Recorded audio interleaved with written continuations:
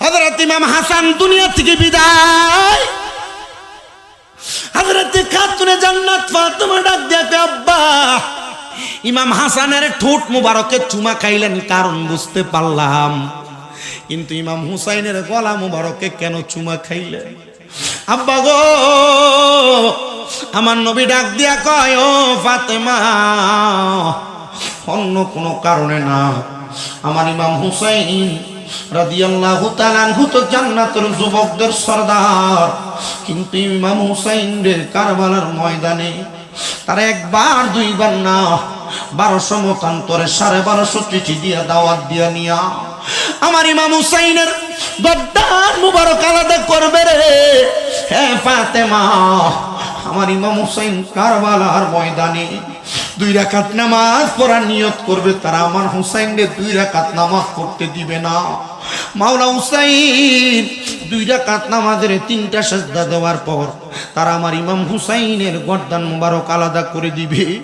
যখন এই কথা বলছে, খাতুনে জান্নাত ফাতেমা আমার নবীজির কদম মুবারকে পড়ে গেছে। ডাক দিয়া কয়, আব্বা ও মুহাম্মাদুর রাসূলুল্লাহ, 2 কুলের সরদার নবী রাহমাতুল লিল আলামিন, জীবনের শেষ নামাজটা কি আমার সন্তান আহলে বায়াতের সদস্য পড়তে পারবে না? আপনি একটু দোয়া করেন না, আমার সন্তান যেন পড়তে পারে। আমার নবীজি ডাক দিয়া কয়, ফাতেমা, আমার আল্লাহ বলছে আমার ইমাম হুসাইনের বাকি একটা সেজদা, কাল ময়দানে মাশরে যখন লক্ষ কোটি কোটি উম্মত থাকবে, এদের সম্মুখে আমার হুসাইন ময়দানে মাশরে আল্লাহর কুদরতি কদমে একটা সেজদা দিবে। ওই একটা সেজদা দিয়া ইমাম হুসাইন ততদিন পর্যন্ত ওনার মাথা মুবারক উঠাবে না, যতদিন পর্যন্ত ইমাম হুসাইনের নানার একটা গুনাহগার উম্মত জাহান্নামে আছে। আরে নবীর সুপারিশ আমরা আশা করি। যারা বলে কবরে নবী মইরা পইচা গইলা গেছে গা, নবীর কোনো খবরই নাই, এ ব্যাককলেরা জানে না আমার নবী না শুধু নবীর নাতির সুপারিশে নবীর উম্মত জান্নাত পেয়ে যাইব। নবীর নাতিরা সুপারিশ করলে নবীর উম্মতেরা জান্নাতে চলে যাবে। মুসলমান খাতুনে জান্নাত ফাতেমা তু জহরা ডাক দিয়া কয়, আব্বা জান, আপনি শুধু একটু দোয়াই করেন, শুধু আপনি একটু দোয়াই করেন। সাথে সাথে আমার নবীজি দোয়া করে দিলেন। দোয়াটা করে দেওয়ার পর খাতুনে জান্নাত ফাতেমা তু জহরা ডাক দিয়া কয়, ও আব্বা জান, আপনি আমার সন্তানের জন্য, আমার আহলে বায়াতের জন্য একটু বেশি করে দোয়া করেন। আমার নবীজি দোয়া করলেন, দোয়া কবুল হয়ে গেছে। খাতুনে জান্নাত এরপর থেকে কোনোদিন ওনার মুখ দিয়ে হাসেন নাই। শুধু খাতুনে জান্নাত না, হযরত সাকিনা আহলে বায়াতের একজন সদস্য ছিল, উনি কোনোদিন ওনার মুখ দিয়ে হাসে নাই। জিজ্ঞাসা করা হয়, ও খাতুনে জান্নাত, কেন আপনি হাসেন না? উনি কয়, আমি তো দুনিয়াতে থাকবো না, আমি কেমনে হাসবো? শুধু কেমনে হাসবো এই কথাটা বইলা বইলা বারবার ওনার জবান দিয়ে বলছে।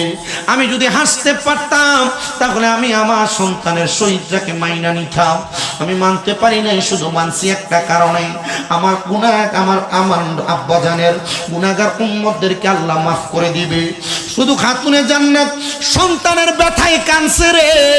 আজকের জান্নাতের বাগানে অনেক সন্তান বসেছো, যাদের জন্য তোমাদের মা বাবাও কান্দে। আহলে বায়াতের মুহাব্বতের কথাটা বইলা দিয়া আমি অল্প কয়েকটা কথা বলে দিয়ে যে আম্মা আব্বার খেদমতের উপরে কলিজার টুকরা যুবক ভাই, মুরব্বী বাবাজিরা, তোমাদের মা বাবা তোমাদের জন্য কান্দে। শুধু তুমি হয়তো দেখো তোমার মা বাবা তোমারে ধমক দেয়, কোনো কাজ করতে গেলে বারবার তোমারে ডাক দেয়, তোমার কোনো কাজের মধ্যে বাধা দেয়, কিন্তু জানো তোমার মা বাবার রাগের চোখের মধ্যে, রাগের মাথার মধ্যে তোমার জন্য একটা স্পেশাল দোয়া আছে। ওই দোয়ার কারণে দুনিয়ার ছোট মানুষগুলা বড় হইতে আল্লাহ তাআলা দেরি করেন না। আমি আপনাদের কাছে করজোড়ে একটা আবদার জানাই, যদি আপনাদের কারণ মা বাবা বাড়িতে থাকে, আজকের মাহফিল সফল হবে কিনা, কবুল হবে কিনা আমি জানি না, তবে একটা গ্যারান্টি দেয়া যায়, আপনারা শুধু ওয়াদা করেন এখান থেকে বাড়িতে যাইয়া আপনার মা আপনার বাবার সাথে কোনোদিন যদি অন্যায় করে থাকেন, বলে হুজুর কোনোদিন অন্যায় করি নাই, অন্যায় করেন আর না করেন, এখান থেকে বাড়িতে যে মা বাবার পায়ে ধরে মাপ চাইবেন। অসুবিধা হবে? মা বাবার পায়ে ধরে মাপ চাইবেন, শুধু মাপ চাইবেন না, যদি সুযোগ পান মা বাবার কদমে চুমা দিবেন। আমি আমার জীবনের ছোট্ট একটা কথা বলে আমি আপনাদের কাছ থেকে বিদায় নিব, যেহেতু আমার সিগন্যাল চলে আসছে।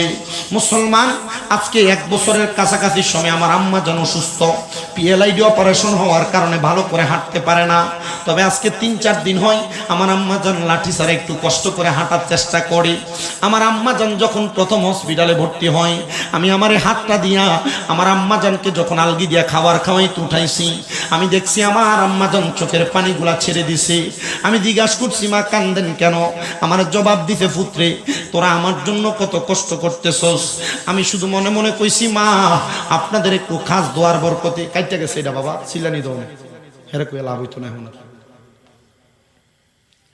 আমি বলছি, আম্মা জান, ও গো আমার আম্মা জান, আমি আপনার জন্য সামান্য গুলা করতে পারবো না, আর করবোটা কি?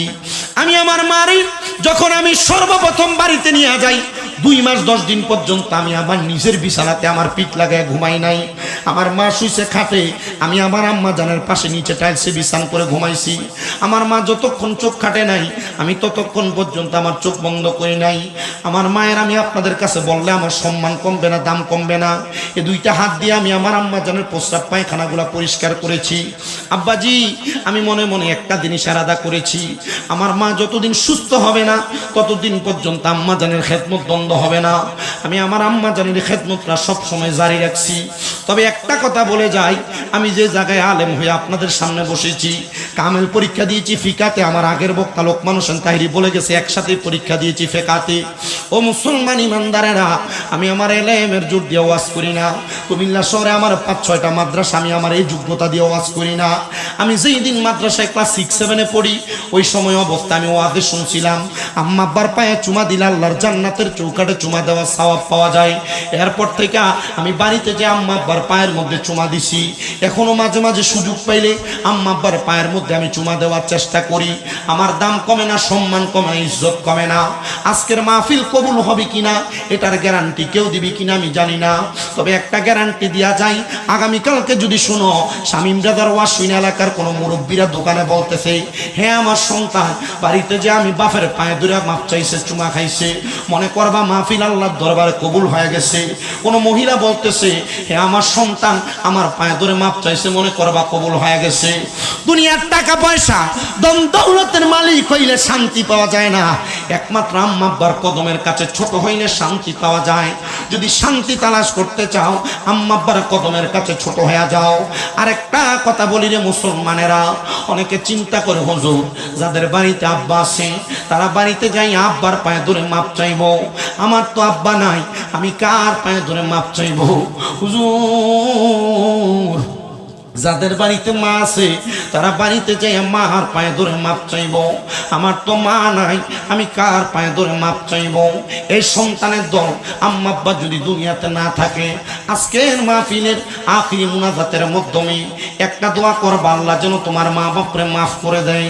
আমার নবী বলেন, দুনিয়াতে কোনো সন্তানের মা বাপ মারা যাওয়ার পরে ওই সন্তান যদি রব্বির হামহুমা কামা রব্বায়ানি সগীরা বলে দোয়া করে চোখের মনি কোঠায় একটা মাছির মাথা পরিমাণ পানি ছেড়ে দেয়, ওই পানি মাটিতে পড়ার আগে আমার আল্লাহ তাআলা তার মা বাবার জীবনের গুনাহ মাফ করে দেয়। জানি না কার মা নাই, কার বাবা নাই, এখান থেকে বাড়িতে যা কে কার মা বাবার মুখ দেখবার কে দেখবা না। আমি শুধু একটা সন্তান চাইবো, যে এই সন্তানটা শুধু হাতটা তুলে বলবে, হুজুর আমার মা নাই, আমার বাবা নাই, আমি মাপ চাওয়ার মতো কোনো সুযোগ নাই। একটা ঈদুল ফিতর চলে গেছে, সামনে ঈদুল আজহা আসতেছে, আমার মা বাবা বড় কষ্ট করে আমার মানুষ করছে, আমার কোরবানির একটু গোশত খাওয়াইতে পারে নাই, মানুষের বাস থেকে চাইয়া চাই না আমার মা বাপ খাওয়াইছে। হুজুর এখন আমি 1-2-3 লাখ টাকা দিয়ে কোরবানি দেই, আমার মা বাবার মুখে একটা গরুর গোশত আমি তুইলা দিতে পারি না, দিব কেমনে? আমার মা বাবা কবরে। পশ্চিম নসরতপুরের বাবারা, মা বাপ যদি বাইচা থাকতো, মা বাপরে যদি তুমি খাওয়াইতা, তুমি যদি প্রতি মাসে 2000 টাকা করে মা বাবার খাওয়ান খোরাক দিতা, 12 মাসে 24,000 টাকা খরচ লাগতো। তুমি যদি তোমার মা বাবারে প্রতি মাসে 1000 টাকা করে হাত খরচের টাকা দিতা, 12 মাসে 12,000 টাকা লাগতো। ঈদের দিনেই তুমি তোমার মা বাপরে ভালো কোনো জামা কাপড় পরাইতে পারো নাই, মা বাপ কবরে। যদি তুমি প্রতি বছর মা বাপরে জামা কাপড় কিনা দিতা, 2-3 হাজার টাকা কি বছরে লাগতো না? আমি একটা সন্তান শুধু চাইবো, যে এই সন্তানটা বলবে, হুজুর আমার মা নাই, আমার আব্বা নাই, আম্মা আব্বা আমার অনেক জায়গা সম্পদ দিয়া গেছে। যদি আমি ভাড়া থাকতাম প্রতি বছর যদি প্রতি মাসে 1000 করে ভাড়া দিতাম, 12 মাসে 12,000 টাকা বাড়ি ভাড়া দেওয়া লাগতো। এখন আমার মা কবরে বাবা কবরে ভাড়াও দেওয়া লাগে না। ওদের আমার আম্মা আব্বার জন্য এই মাহফিলে আগামী বছরের জন্য আমি 10,000 টাকা এক নম্বরে দান করব। একজন সন্তান যদি থাকেন হাতটা বাড়ায় বলবেন আল্লাহ মুর্শিদ পাইলে কোলে লইয়া জোরাইতাম পরাগান মাশাআল্লাহ। আল্লাহ আল্লাহ মুর্শিদ আমার গলার মালা, মুর্শিদ আমার গলার মালা, মুর্শিদ আমার জাহানের জাহান, মুর্শিদ পাইলে কোলে লইয়া জোরাইতাম পরাগান মারহাবা। আল্লাহ আল্লাহ আমি তোরে নাচা দিব মুর্শিদ, আমি তোরে যাইতে না দিব দয়াল মুর্শিদ, একবার পাইলে মনের কথা কইলা কইব মাশাআল্লাহ। আল্লাহ আল্লাহ রাঙ্গা চরণ মুইসা দিব আর কাউরে না দুইতে দিব, রাঙ্গা চরণ মুইসা দিব আর কাউরে না দুইতে দিব, পাগনের মুর্শিদ তোমায় পাইলে মনের কথা কইলা কইব মাশাআল্লাহ। আল্লাহ আল্লাহ আল্লাহ সুন্দর একটা বিছনা দিব পান মুর্শিদ যে বইতে দিব, অন্য কেহ আসলে সে তাই বসতে আমি নাহি দিব মাশাআল্লাহ। আল্লাহ আল্লাহ নয়নে নয়নে রাখিব মুর্শিদ তোমায় পাইলে নয়নে নয়নে রাখিব মারহাবা। আল্লাহ জবানটা খুইলা আল্লাহটাকে স্মরণ নাই। আল্লাহ আল্লাহ নয়নে নয়নে রাখিব মুর্শিদ তোমায় পাইলে নয়নে নয়নে রাখিব মারহাবা। আল্লাহ আল্লাহ গোপন কথা তোমায় কইব আর কাউরে না শুনতে দিব, গোপন কথা তোমায় কইব আর কাউরে না শুনতে দিব, মনের কথা কইলা কইতাম রে মুর্শিদ তোমায় পাইলে নয়নে নয়নে রাখিব মারহাবা। আল্লাহ আল্লাহ আইব রফির আব্দুল কাদের আউলিয়ার শিরোমণি মাশাআল্লাহ। আল্লাহ আল্লাহ তোমারি ওই নামের গুণ গাও, তোমারি ওই নামের গুণে আগুন হইয়া যাই পানি, আইব রফির আব্দুল কাদের আউলিয়ার শিরোমণি মাশাআল্লাহ। আল্লাহ আল্লাহ রমজান মাসের পয়লা দিনে আসলা ববেতে দুধ পান তুমি করো নাই গামস, রোজা রাখছ বলে মাশাআল্লাহ।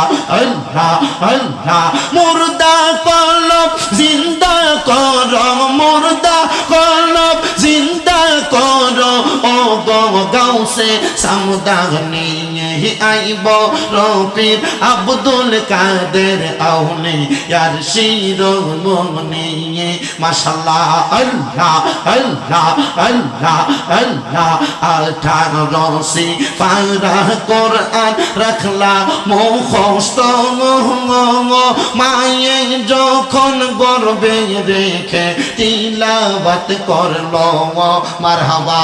আল্লাহ আল্লাহ 18 সিফারা কোরআন রাখলা মুখস্থ, মায়ে যখন গর্বে রেখে তিলাওয়াত করলো মারহাবা।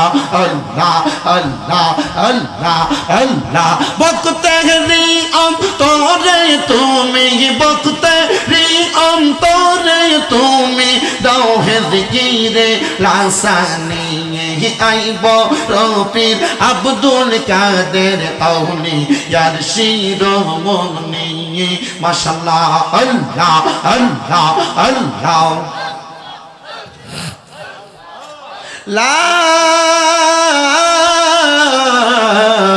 ইলাহা ইল্লাল্লাহ মুহাম্মাদুর রাসূলুল্লাহ সাল্লাল্লাহু আলাইহি ওয়াসাল্লাম। মুনাজাত করেন আল্লাহুম্মা আমিন আল্লাহুম্মা আমিন।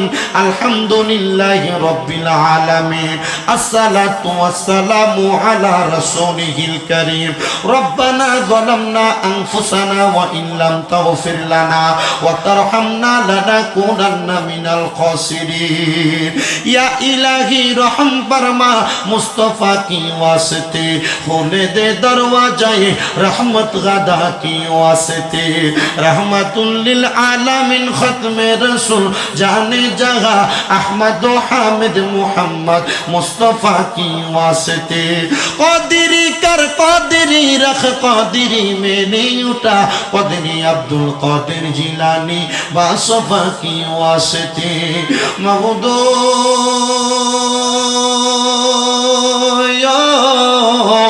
ও দয়াল আল্লাহ, আপনি কি আসমানে না জমিনে না পাহাড়ে না দরিয়ায় গো আল্লাহ, গত জীবনে আপনার কত তালাশ করলাম সন্ধান পাইলাম না আল্লাহ। বহু সন্ধানের পরে এই হবিগঞ্জ জেলার অন্তর্গত শায়েস্তাগঞ্জ থানাধীন পশ্চিম নসরতপুর নুরানি জামে মসজিদ কমিটি যুবক সংঘের উদ্যোগে 29তম বাৎসরিক সুন্নি মহাসম্মেলন সাজাইয়া এই এলাকার আমার দাড়ি পাকা মুরব্বী বাবারা, যুবক নওজোয়ান ভাইয়েরা, ছোট ছোট মাসুম বাচ্চারা, পর্দার অন্তরালের আমার কত মা বোনেরা, জীবনের গুনাহ মাপ পাওয়ার আশায় আমি মুসাফির শামীম হোসেন রেজার সঙ্গে তোমার শাহিন শাহী পাক দরবারে গুনাহগার কাঙ্গালের মতো হাত বাড়াইয়া দিছে গো আল্লাহ।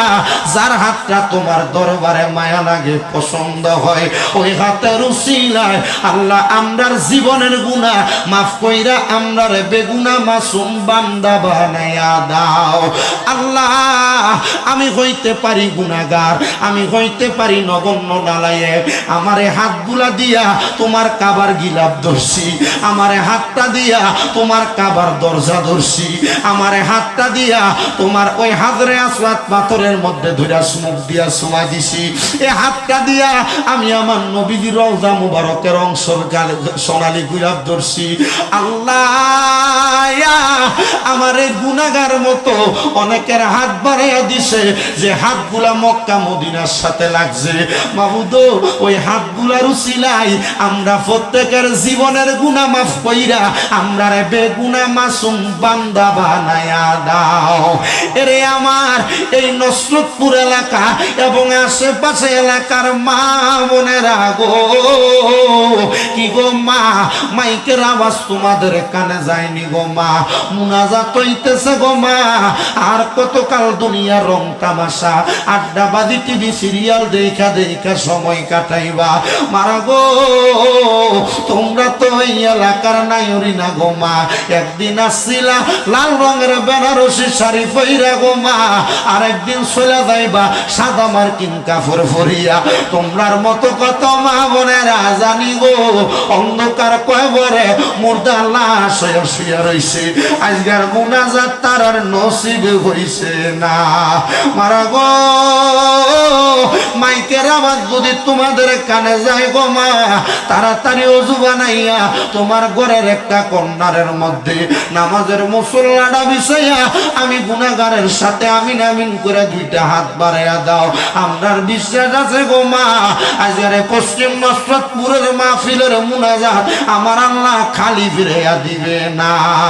এরে আমার এই এলাকা আশেপাশে এলাকার ভাই বাবারা, কিরে ভাই মাইকের আওয়াজ তোমাদের কানে যায়নি রে ভাই, মুনাজাত হইতেছে রে ভাই, আমার আল্লাহর দরবারে আমিন আমিন করে দেও না দুইটা হাত বাড়াইয়া। আমরার বিশ্বাস আছে রে আমার আল্লাহ কারোর হাত খালি ফিরে দিবে না। তুমি তো অন্তর জামি রে আল্লাহ। আল্লাহ ওই আমরা হইলাম ফানা, আমরা সুখে কিনা দুঃখে ডাকি গো আল্লাহ, যাই না কি জানো না রে আল্লাহ, করো আল্লাহ জাগালয় তোমার মনে। তুমি তোমার বন্ধু আদম নবীর সঙ্গে কইছো কথায় আল্লাহ, আরাফাতে নিয়া আমরার সঙ্গে নি কইবা কথা গো ও আল্লাহ, মৃত্যুর বিছানায় শোয়াই গো আল্লাহ, করো আল্লাহ জাগালয় তোমার মনে। তুমি তোমার বন্ধু ইব্রাহিম নবীর সঙ্গে কইছো কোথায় আল্লাহ, নমরুদের আগুনে ফালাইয়া আমরার সঙ্গে নি কইবা কথা গো ও আল্লাহ, সাকরাতুল মাউতের বিছানায় শোয়াই গো আল্লাহ, করো আল্লাহ জাগালয় তোমার মনে। তুমি তোমার বন্ধু ইউনুস নবীর সঙ্গে কইছো কোথায় আল্লাহ, মাছের পেটে নিয়া আমরার সঙ্গে নি কইবা কথা গো ও আল্লাহ, সাদা কাফনে ঢুকাইয়া গো আল্লাহ, করো আল্লাহ জাগালয় তোমার মনে। তুমি তোমার বন্ধু হযরত মুহাম্মদ মুস্তাফা সাল্লাল্লাহু আলাইহি ওয়াসাল্লাম নবীর সঙ্গে কইছো কোথায় আল্লাহ, মেরাজেতে নিয়া আমরার সঙ্গে নি কইবা কথা গো আল্লাহ, আমার নবীর সামনে রাখিয়া গো আল্লাহ, করো আল্লাহ জাগালয় তোমার মনে। মাহমুদ আজকের জান্নাতের বাগানের মধ্যে এক শ্রেণীর মানুষ হাত বাড়াইয়া দিছে, যে শ্রেণীর মানুষের জগতের মধ্যে আব্বা নাই, যেই বাবা রিক্সা চালাইয়া মাটি কাইটা মাথার গাম পায়ে ফেলাইয়া পরের বাড়িতে বদলা দেওয়ার জন্য সন্তানের জন্য রক্তরে পানি বানাইয়া আব্বা যার কবরে শুয়া রইছে আল্লাহ, এমন আব্বা যাদের কবরে আব্বার কবর জান্নাতের বাগান বানায়া দাও মাহমুদ দয়াল আল্লাহ। এক শ্রেণীর মানুষ হাত বাড়াইছে যাদের দুনিয়ার জমিনের মধ্যে আম্মা নাই, যে মা 10 মাস 10 দিন গর্ভে ধারণ কইরা সন্তানের প্রসব বেদনা সহ্য করতে মার বড় কষ্ট হয়েছে, নিজে না খায়া খাওয়াইছে আল্লাহ। ঈদুল ফিতর চলে গেছে, সন্তান নিজের জন্য কত মানুষের জন্য মার্কেটিং নতুন নতুন জামা কাপড় কিনছে, আম্মা আব্বা দুনিয়াতে নাই, আব্বার একটা লুঙ্গি কিনা পরাইতে পারে নাই, আম্মার একটা কাপড় কিনা পরাইতে পারে নাই, কারে পরাইব? মা বাপ তো কবরে আল্লাহ, এবং মা বাবা যাদের কবরে আম্মা আব্বার কবর জান্নাতের বাগান বানিয়ে দাও ও দয়া। কোন সন্তান দানি হাত বানাইছে, মাও নাই বাবাও নাই, জনমের মতো এতিম, এমন সন্তানদের আম্মা আব্বার কবর নাজাতের ফয়সালা করে দাও, যাদের মা বাবা বেঁচে আছে হায়াতে তুই আমার নসিব করে দাও ও আল্লাহ। আজকের জান্নাতের বাগানের মধ্যে যারা টাকা দিয়া পয়সা দিয়া শ্রম দিয়া বুদ্ধি দিয়া পরামর্শ দিয়া মাইক দিয়া লাইট দিয়া প্যান্ডেল দিয়া তাবারুকের জন্য সহযোগিতা কইরা উপস্থিত হইয়া পর্দার অন্তরালের মা বোন ভাই বাবারা, মিডিয়ার ভাই বাবারা, আল্লাহ প্রত্যেকের দোয়া তুমি কবুল আর মঞ্জুর করে নাও। অনেক প্রবাসী ভাইয়েরা বিদেশ থেকে দোয়া চায়, আল্লাহ আমার প্রবাসীদের দোয়া তুমি কবুল মঞ্জুর করো। বিশেষ করে আরব আমিরাতের অনেকগুলা দেশের মধ্যে ইরানের যুদ্ধের কারণে অনেক প্রবাসীরা কাজ কাম করতে পারে না, আল্লাহ তাদেরকে তুমি সমস্ত বিপদ থেকে উদ্ধার করে তাদেরকে কাজ কামের ব্যবস্থা করে দাও। বিশেষ করে আল্লাহ দৌলতদিয়া ঘাটে একটা বাসের দুর্ঘটনায় 50 জন যাত্রী নিয়ে বাসটা ডুবন্ত হয়েছে, আল্লাহ যে যাত্রীগুলো ইন্তেকাল করেছে তাদের মাগফিরাত কামনা করি, তাদেরকে মাফ করে দাও। কুমিল্লা রেল বাস দুর্ঘটনায় অনেক যাত্রী ইন্তেকাল করেছে, তাদের মাগফিরাত কামনা কামনা করি তাদেরকে মাফ করে দাও। এমন যত জায়গায় অ্যাক্সিডেন্টের মতো বড় বড় মুসিবত দিয়া বাংলাদেশের মানুষগুলারে তুমি আল্লাহ তঙ্কে রাখছো, আল্লাহ মানুষগুলারে সমস্ত বিপদ আপদ থেকে হেফাজত করো, আমাদের প্রত্যেকের মনের নেক নেক আশাগুলো পূরণ করো। বিশেষ করে আমাদের তমিজানি সাহেব, আল্লাহ এম এ জলিল সাহেব হুজুর কেবলার বায়াত পাগলা মানুষটা এলাকার মানুষ জনগণ সন্তান আত্মীয় স্বজন নিয়া এই জান্নাতের বাগানের জন্য বড় কষ্ট করে। 1900 এলাকার প্রত্যেকটা মানুষকে তুমি কবুল মঞ্জুর করো। মাহফিলের সভাপতি সহসভাপতি ওলামায়ে কেরাম অতিথিবৃন্দ, আল্লাহ মাহফিলের পরিচালক সকলকে তুমি কবুল মঞ্জুর করো রাব্বুল আলামিন। আল্লাহ সোনার বাংলাদেশের জন্য সর্বসাকুল্য সফলতা কামনা করে আমাদের প্রত্যেকের মরণের আগে বারবার মক্কা মদিনা তাওয়াফ জিয়ারত নসিব করায়া আখিরি জবানে মধুর কালেমা পড়ে দিয়েন লা ইলাহা ইল্লাল্লাহু মুহাম্মাদুর রাসূলুল্লাহ সাল্লাল্লাহু আলাইহি ওয়াসাল্লাম। একটা জবানও বন্ধ রাখবেন না। আপনারা বলেন মুনাজাত করে দোয়া চাইলাম একজনের কাছে, তিনি কি? আরো জোরে কন্যা, তিনি কি? ওরে মুসলমান, ওই আল্লাহ তাআলার কাছে যেহেতু দোয়া কামনা করলাম, আল্লাহর শুকরিয়ার জন্য মুহাব্বতে আমরা একটাবার শুকরিয়া আদায় করে জোরে পড়ি আলহামদুলিল্লাহ। আমি ডাইনে বামে যাব না, আমাকে একটা সাবজেক্টের কথা আমার তমিজানি চাচা ইঙ্গিত দিয়েছেন, আমি সেই দিকে আমার আলোচনাটা ধারাবাহিকভাবে নিয়ে যাব। আপনারা বলেন, আমরা আল্লাহর বান্দা, একজন নবীর উম্মত, ওই নবীর নাম হলো মুহাম্মদ মুস্তাফা আহমদ মুস্তাফা সাল্লাল্লাহু আলাইহি ওয়াসাল্লাম নবী। ওই নবীর প্রতি যদি আমাদের ঈমান না থাকে, নামাজ দিয়া কোনো লাভ হবে নি। জবাব কম জোরে কোন লাভ হবে নি। আর ওই নবীর প্রতি যদি ঈমান না থাকে, রোজা দিয়ে কোনো লাভ হবে নি। ওই নবীর প্রতি ঈমান না থাকলে দুনিয়ার দান সদকা করে কোনো লাভ নাই, নামাজ দিয়ে কোনো লাভ নাই, হজ দিয়া কোনো লাভ নাই, যাকাত দিয়া কোনো লাভ নাই, দান সদকা দিয়া কোনো লাভ নাই। প্রিয় মুসলমান ইমানদার, যেহেতু অন্য কোনো কিছু দিয়া লাভ নাই, আমাদের ঈমানের মূল নবী মুহাম্মদ রাসূল সাল্লাল্লাহু আলাইহি ওয়াসাল্লাম নবী, মদিনার তাজেদার হুজুর নূর মুহাম্মদ মুস্তাফা সাল্লাল্লাহু আলাইহি ওয়াসাল্লাম নবীর উপরে। কিন্তু বাবা, ওই নবী এখন দুনিয়াতে নাই, নবী আছেন রওজা আতহারের মধ্যে।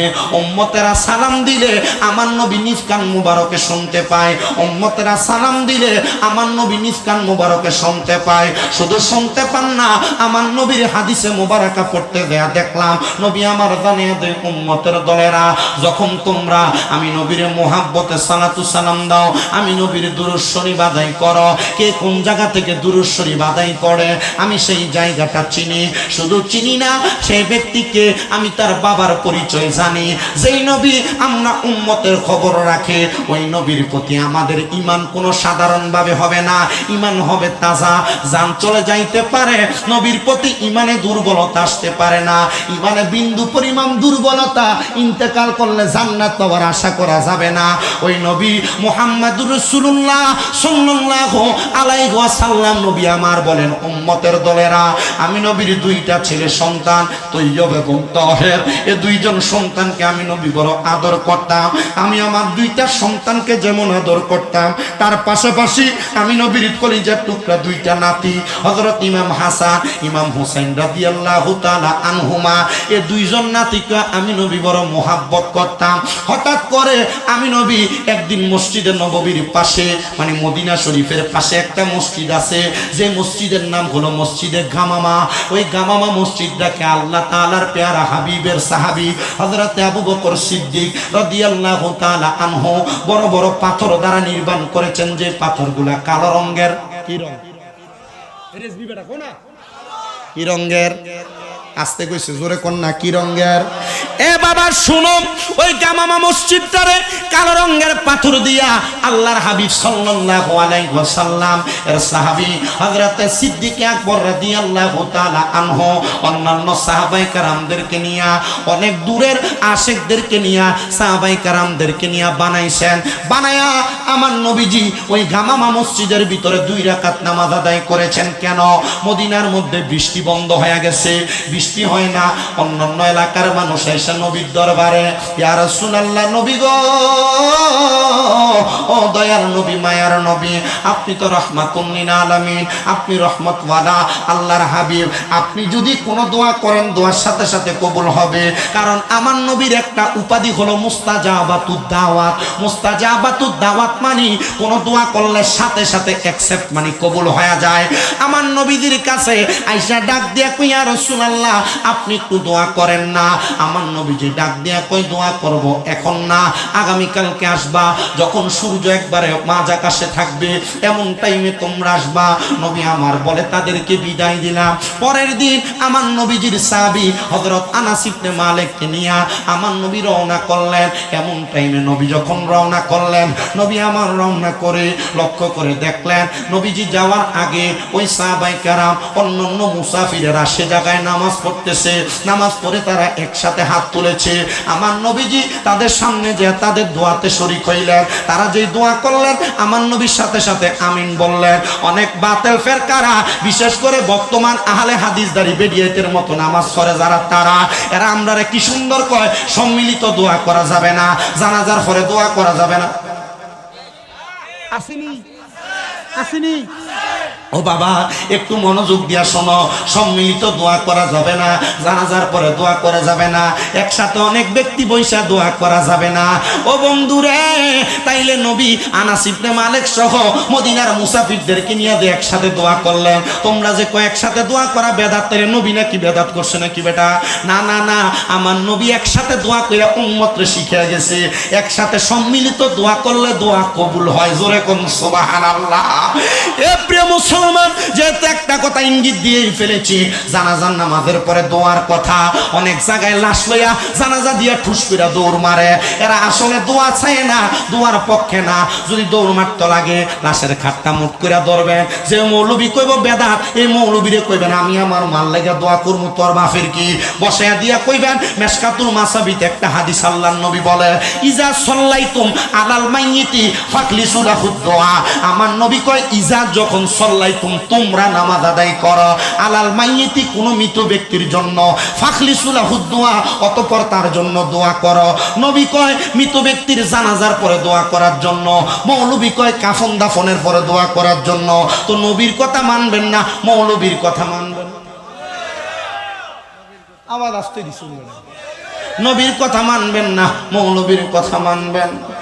মুসলমান আশিক লিখতেছে, ওরে গায়ের জুড়ে বললে কথা, নবীর প্রাণে লাগে ব্যথা, চিরদিন তুই থাকবি না ভুবনে, হাইরে চিরদিন তুই থাকবি না ভুবনে, নিরঞ্জনে দিবে তোরে দোজকের আগুনে, বলে দিবে তোরে দোজকের আগুনে, নিরঞ্জনে দিবে তোরে দোজকের আগুনে, বলেন দিবে তোরে দোজকের আগুনে, নিরঞ্জনে দিবে তোরে দোজকের আগুনে।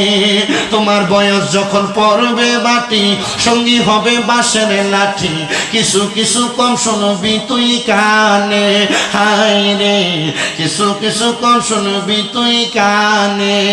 ওরে বল কমিবে হাতে পায়, পেশার মাথা ঘুরায়, ছোট অক্ষর দেখিবি না নয়নে, বলেন ছোট অক্ষর দেখিবি না নয়নে, নিরঞ্জনে দিবে তোরে দোজকের আগুনে। মুসলমান, দোজকের আগুনকে ভয় করলে মৃত ব্যক্তির জন্য জানাজার পরে দোয়া করবা, দোয়া করে তারা দাফন করে আবার দোয়া করবা। যদি সম্ভব হয় ওই মৃত ব্যক্তির কবরের সামনে তালকিন প্রদান করবা। মুসলমান,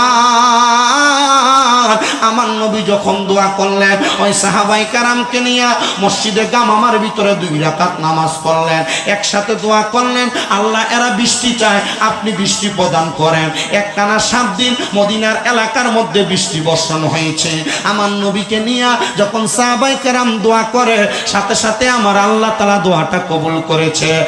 আমার নসরতপুরের মানুষ, এ হবিগঞ্জের এই পশ্চিম নসরতপুরের জান্নাতের বাগানের বাবারা শুনো, ওই মদিনার মসজিদে গামামার মধ্যে আমার নবী ঈদের নামাজ আদায় করেছে। শুধু তাই না, আমার নবী রাহমাতুল লিল আলামিন নবী মদিনার তাজেদার হুজুর পূর্ণর মুহাম্মদ সাল্লাল্লাহু আলাইহি ওয়াসাল্লাম বলে, একদিন আমি মসজিদে গামামার দরজার মধ্যে বসে রইলাম। এমন টাইমে আমার আল্লাহ তাআলা হযরতে জিবরাইল আলাইহিস সালাতু ওয়াস সালামকে আমি নবীর কাছে পাঠাইলেন।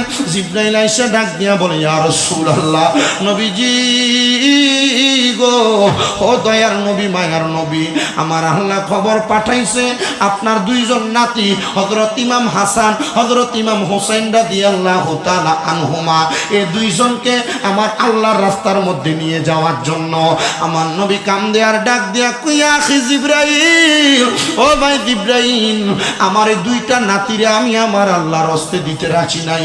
আমার আল্লাহরে জিগাইবানি, আমার আল্লাহ তাআলা আমার দুইটা সন্তান নাতির বিনিময় আমি নবীর দুইটা ছেলে সন্তান আছে, আমার ছেলে সন্তান গুলারে যেন আমার আল্লাহ তাআলা নিয়ে যায়।